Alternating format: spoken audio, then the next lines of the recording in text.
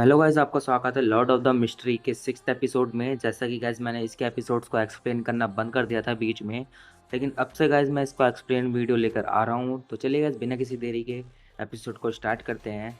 Episode के starting में हम बंदे को देखते हैं जिसका नाम एजिक होता है, जो कि अपने खून से दीवार पर कुछ ड्रॉ कर रहा होता है। ये ड्राइंग किसी तरह का कैसल लग रहा था, जिसके बाद हम एजिक की शैडो को किसी मॉन्स्टर की तरह ट्रांसफॉर्म होते हुए देखते हैं। दूसरी तरफ हम क्लाइन, डैन और फ्राई को देखते हैं, जो कि लर्मिट कैसल की तरफ जा रहे होते हैं। आज एलिजाबेथ भी क्लैन के पास आई थी, उसे रोज़ बुरे सपने आ रहे थे। वो लामिट से जब से लौटी है तब से उसके साथ ऐसा हो रहा है। क्लैन ने उसके सपने में देखा तो उसको एक पुराना सा कैसल नज़र आया और एक नाइट का रैत भी था। दोस्तों, रैत का मतलब भूत पिचास होता है, और इसकी वजह से एलिजाबेथ को नाइटमेयर्स आ रहे थे। तो उस पिशाच को ख़त्म करने के लिए ये लोग इस कैसल के पास आए थे। फ्राई बताता है कि इस कैसल में सच में एक पिशाच है और उसे मारने के लिए ये लोग अपने साथ एक आर्टिफैक्ट भी लेकर आए थे, जिसका नाम म्यूटेंट सन ग्रेनेड एम्बलम होता है। जबकि कोई पिशाच इसे अफेक्टेड के करीब भी होगा 1 मिनट तक तो वो ख़त्म हो सकता है, लेकिन ये अफेक्टेड बियंडर्स को भी पागल कर सकता है। अगर कोई बियंडर इसके करीब 6 घंटे तक रहता है तो वो पागल हो सकता है। यह एम्बलम इनके पास 3 या 1.5 घंटे से है, तो इनके पास अभी 2 ही घंटा बचा है ये काम पूरा करने के लिए। ये लोग अब कैसल के अंदर जाकर पिशाच को ढूंढने लग जाते हैं। वो पिशाच एक बड़ी सी तलवार लेके इनके सामने आता है। वह दिखने में नाइट जैसा लग रहा था, लेकिन उसका सर नहीं था। क्लैन उसके पास जाता है, क्रिसमस चार्म का यूज़ करके बांधने की कोशिश करता है, लेकिन वो उसमें से निकल जाता है। डन पर अटैक करके उसे एम्बलम को दूर फेंक देता है। डन फ्राई से कहता है कि इसकी कमजोरी का पता लगाओ। फ्राई पाथवे का बॉन्डर है, डेथ पाथवे का बॉन्डर है, मतलब वो भी भूत पिशाच से निपटने में माहिर होते हैं। वह स्प्लिट विजन से देखकर उसके राइट हैंड का ग्लव कमजोरी होता है, मतलब वो अपनी नज़र से जैसे ही देखता है उसको पता चल जाता है कि उसका राइट हैंड का ग्लव ही उसकी कमजोरी है। डन अब उस ग्लव पर गोली चला देता है, तो पिशाच अपनी तलवार से उस गोली के 2 टुकड़े कर देता है। इसके बाद क्लैन भागकर एम्बलम को लेने जाता है, तो पिशाच एक कोनी मारकर उसका मुंह ही तोड़ देता है, लेकिन क्लैन को बिल्कुल भी दर्द नहीं हो रहा होता है। अब उसे समझ आ जाता है कि डन के बनाए हुए सपने के अंदर डन के पिशाच साथ साथ क्लाइंट भी खुद भी बुद्धू बन गया है। हम देखते हैं कि वो एम्बलम अभी भी डन के पास ही होता है। वो पिशाच डन का सिर काटने आ ही रहा था, उसके सिर पर अटैक करने आ ही रहा था, लेकिन डन बोलता है कि 1 मिनट पूरे हो चुके हैं, और एम्बलम की शक्ति उस पिशाच को ख़त्म कर देती है। अगर थोड़ा भी टाइम इधर उधर होता तो डन के 2 टुकड़े हो जाते, लेकिन डन तो बिना डरे वहीं खड़ा रहा। उस पिशाच के ख़त्म हो जाने के बाद फ्राई बताता है कि इस तरह के पिशाच सैकड़ों साल पुराने होते हैं। इस कैसल के बारे में कई किस्से कहानियाँ हैं, लेकिन उनमें से पिशाच का जिक्र कभी नहीं हुआ, यानी कि पिशाच थोड़े समय पहले ही जागा था। इन्हें यहाँ की पेंटिंग में मिलती है, जहाँ की करीब 100,000 साल पुरानी थी, शायद फोर्थ इपोक से थी। दोस्तों, मैं इपोक का मतलब बता दूं कि इपोक का मतलब होता है युग। जैसे हमारे यहाँ 4 युग होते हैं, जो कि अभी हमारे यहाँ कलयुग चल रहा है, लेकिन एलोटियम के युग से ज़्यादा बड़े नहीं होते हैं। ये 12,000 साल जितने ही होते हैं, यानी कि इसे आप एक हिस्ट्री एरा मान सकते हैं।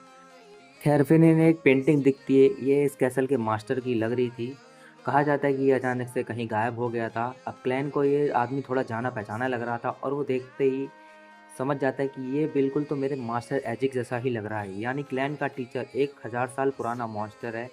खैर, डैन कहता है कि अब इनके असल में कोई भूत पिचास नहीं है, लेकिन फिर भी तसल्ली के लिए इन्हें थोड़ी देर रुकना चाहिए, क्योंकि ये एम्बलम के साथ ज़्यादा देर तक नहीं रह सकते। तो ये लोग शिफ्ट में काम करेंगे, एक आदमी एम्बलम को पकड़ के कैसल के अंदर रहेगा, तब तक 2 लोग कैसल के बाहर रहेंगे, और हर आदमी 2-2 घंटे की शिफ्ट बदलते रहेंगे। क्लैन कहता है कि सबसे पहले मैं रुकने के लिए तैयार हूँ, आप लोग बाहर जाकर आराम करिए। डैन एम्बलम को देकर बाहर चला जाता है। किसी को नहीं पता कि एम्बलम कहाँ से आया है। ये लोग अब बस इतना ही जानते हैं कि यह सन पाथवे से कनेक्टेड है। अब क्लैन सोचने लग जाता है कि अगर वो ग्रे फॉग में जाकर इस एम्बलम पर डिविनेशन करे तो शायद पता लग जाएगा कि ये कहाँ से आया है। वो वैसा ही करता है, एम्बलम पर डिविनेशन करने लगता है, जिसके बाद क्लाइंट the church of eternal blazing sun दिखाई देता है। दोस्तों, इस दुनिया में 8 तरह के देवता हैं, और इनको पूजने के लिए 8 तरह के चर्चेज हैं। Church of eternal blazing sun basically सूर्य देवता को पूजते हैं। खैर, क्लैन को फिर यहाँ पे एक प्रीस्ट दिखता है, जिसके सामने एक गोल्डन लिक्विड था।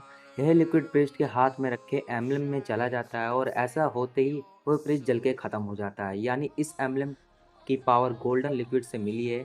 क्लैन सोचता है कि इस लिक्विड में आखिर है क्या, और वो उस उस बूंद को छू लेता है और ऐसा करते ही क्लैन को एक बड़ा सा सन दिखाई देता है, जिसके बाद क्लैन और उस पूरी जगह में आग लग जाती है। क्लैन दर्द दर्द से तड़पने लग जाता है और लग रहा था कि वो मर ही जाएगा, लेकिन तभी ग्रे फोकीपार उस आग को बुझा देती है और क्लैन बच जाता है। क्लैन को रियलाइज़ होता है कि वो डिविनेशन करके सीधा इंटरनल ब्लेजिंग सन को पास पहुंचना चाह रहा था, लेकिन कोई भी मामूली इंसान गॉड को डायरेक्टली नहीं देख सकता है, इसीलिए क्लैन के साथ ऐसा ही हुआ। अगर ग्रे फॉग नहीं होता तो क्लैन की राख भी नहीं मिलती।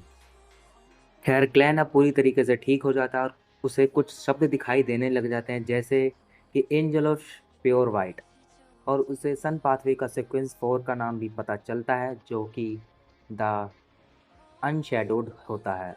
उसे ये बताया जाता है कि गॉड्स को डायरेक्टली नहीं देखते हैं। क्लैन समझ जाता है कि वो गोल्डन सन लिक्विड का ब्लड था और उसे फिर से उस लिक्विड के साथ ही डिविनेशन करने के लिए देखना चाहिए, लेकिन फिर उसे याद आता है कि वो अभी मरते मरते बचा है। वह अपने शाइन को मरम्मत करता है और ग्रे वॉक से बाहर आ जाता है। अब वो ध्यान रखेगा कि ये कभी भी ऐसी चीज़ पर डिविनेशन नहीं करना चाहिए। खैर, सुबह होने पर ये सभी लोग वापस आ जाते हैं। कैसल के पिशाच को उन्होंने ख़त्म कर दिया था, तो एलिजाबेथ को अब कोई भी बुरे सपने नहीं आएंगे। डैन और फ्राई एम्बलम को वापस ब्लैकथर्न ले जाते हैं और क्लैन को आराम करने के लिए बोलते हैं। क्लैन देखता है कि उसके मेल बॉक्स में कोई चिट्ठी आई होती है। ये चिट्ठी मिस्टर एजिक ने भेजी थी। उन्हें हॉर्नेसिस के बारे में कुछ पता चला था। क्लैन उनसे मिलने के लिए यूनिवर्सिटी चला जाता है, पर क्लैन को यहाँ पे डर लग रहा था कहीं कि एजिक सच में वो पेंटिंग वाला मॉन्स्टर तो नहीं है।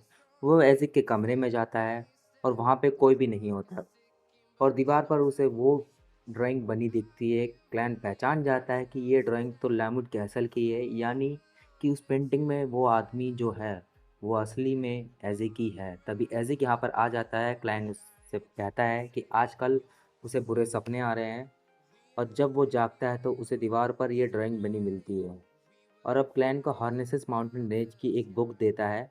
क्लैन उसे थैंक यू बोल के तुरंत यहाँ से जाने के लिए सोचता है, लेकिन एजिक कहता है कि तुम्हें ये बुक यहीं पे पढ़नी होगी, क्योंकि अभी तुम यूनिवर्सिटी के स्टूडेंट नहीं हो, तो बुक को तुम कैंपस से बाहर नहीं लेके जा सकते हो। क्लैन अब बैठकर बुक पढ़ने लग जाता है और उसे उस कैसल की फ़ोटो दिखाई दिखाई देती है।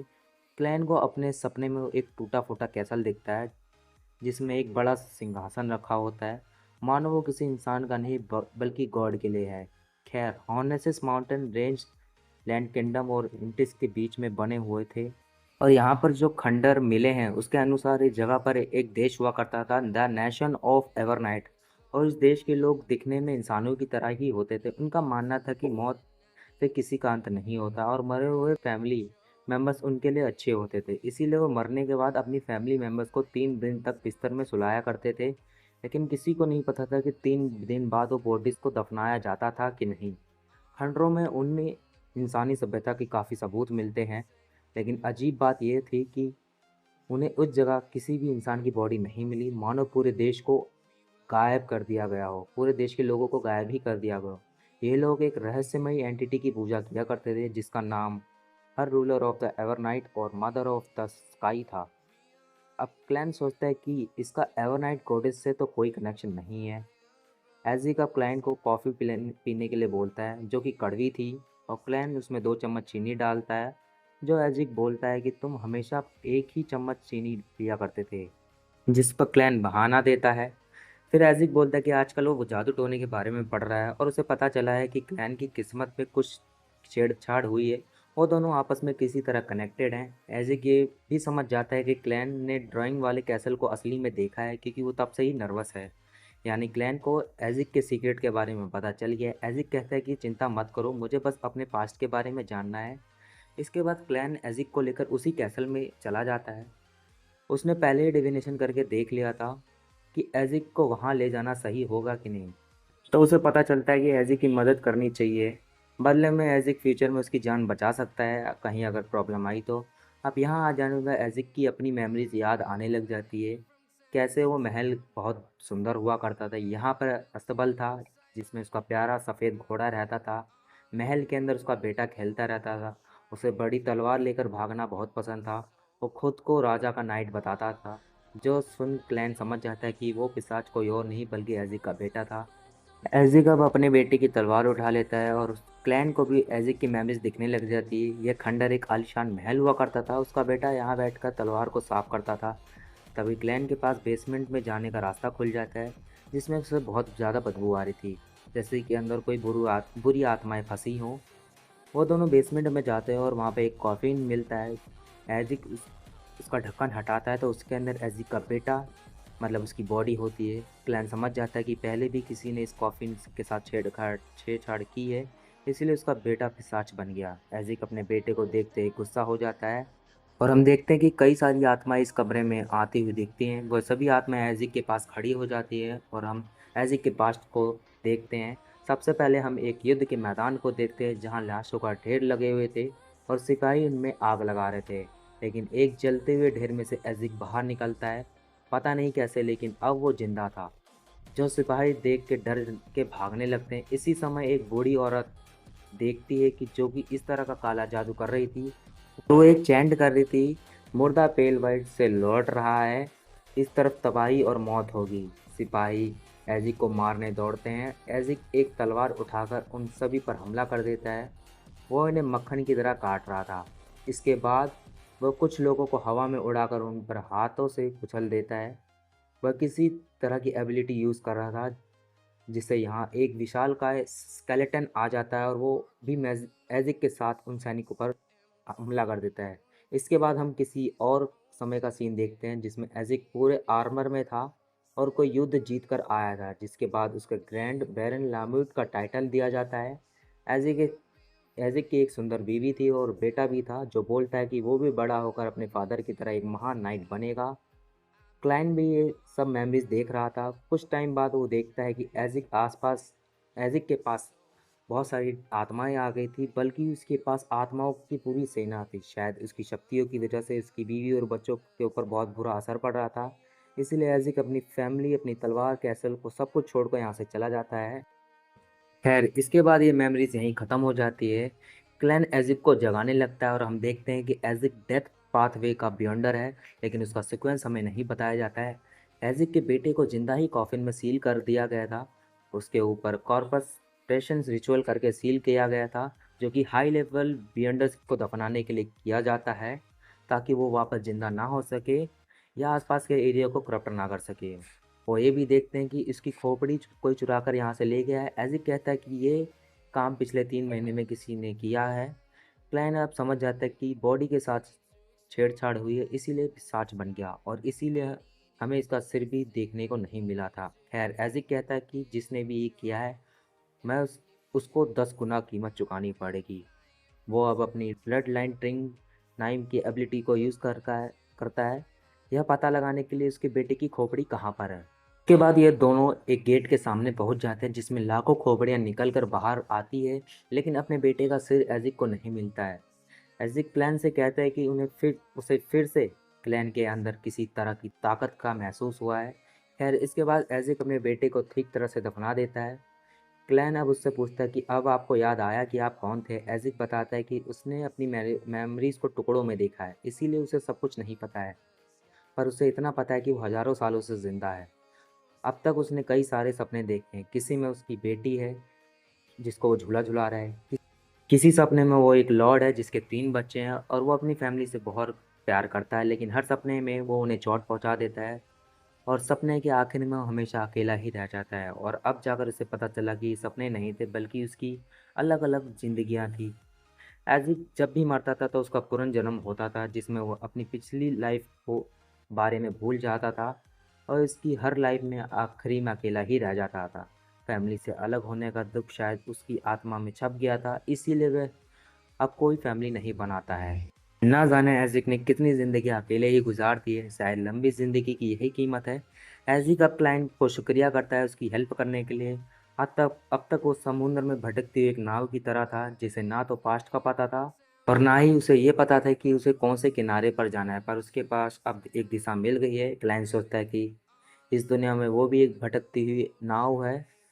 उसे नहीं पता कि वो अपनी दुनिया में कब वापस लौटेगा और वो कब अपने असली पेरेंट्स से मिलेगा, पर वो खुशनसीब है कि इस दुनिया में उसके पास मेलिसा और बेंसन है, उसके पास एक फैमिली है। लेकिन आखिरकार वो क्लाइंट नहीं है, एक ना एक दिन इन्हें छोड़कर वो चला जाएगा। इसीलिए जितना दिन हो सके उतने दिन तक इनके साथ एंजॉय करूँगा, टाइम स्पेंड करेगा ताकि वो इन बिताए हुए पलों को याद कर सके और हमेशा खुश रह सके। इसके बाद क्लैन अपने घर पहुंच जाता है और यह एपिसोड यहीं पे ख़त्म हो जाता है। तो गाइज़ ये एपिसोड आपको कैसा लगा कमेंट सेक्शन में ज़रूर बताएं। चैनल पे नया है तो इसको सब्सक्राइब कर दे, बेल आइकन प्रेस कर दे जिससे हमारी आने वाली हर वीडियो आपके पास सबसे पहले पहुंचे। तो चलिए